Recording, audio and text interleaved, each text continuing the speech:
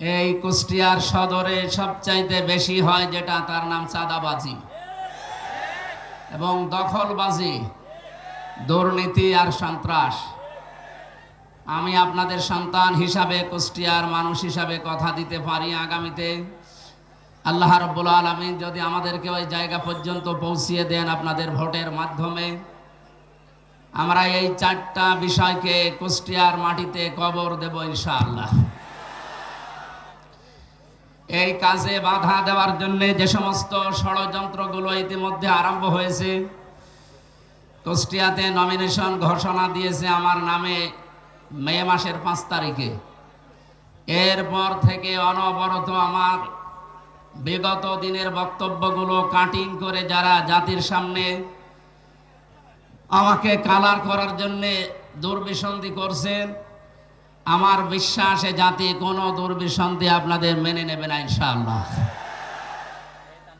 আগামীর কুষ্টিয়ার মানুষের দ্বারে দ্বারে, বাড়িতে বাড়িতে, ডোর টু ডোর আমি এই 6-7 মাস একাধারে এই যাবার পরে যেটা বুঝেছি, মানুষ এখন মুখিয়ে আছে ইনসাফের পথিক, দাঁড়িপাল্লায় ভোট দেওয়ার জন্য।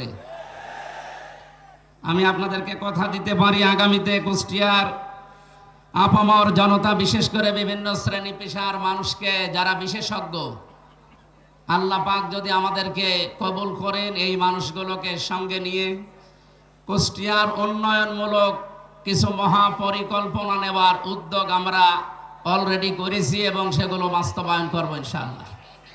আমার নিজের পরিকল্পনায় সবচাইতে বড় বিষয়টা এসেছে, বাইরের দেশগুলোতে সফর করে আমি দেখেছি তারা নদী কেন্দ্রিক এলাকাগুলো, বিশেষ করে শহর যেগুলো নদীর পাশে, তারা এই শহরগুলোকে আল্লাহর একটা নিয়ামতে পরিণত করেছে।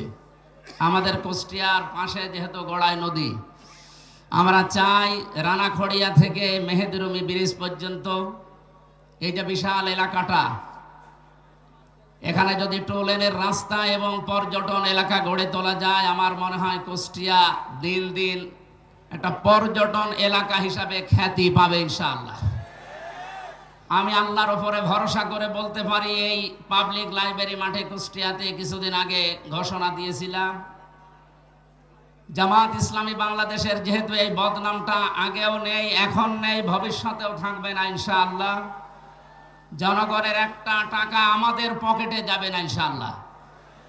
যা বাজেট হবে, সেখানকার জন্য বাজেট হবে, প্রত্যেকটি অর্থ, প্রতিটি পয়সা তার কাছে পৌঁছিয়ে দেওয়ার জন্য সেবক হিসাবে কাজ করব ইনশাআল্লাহ।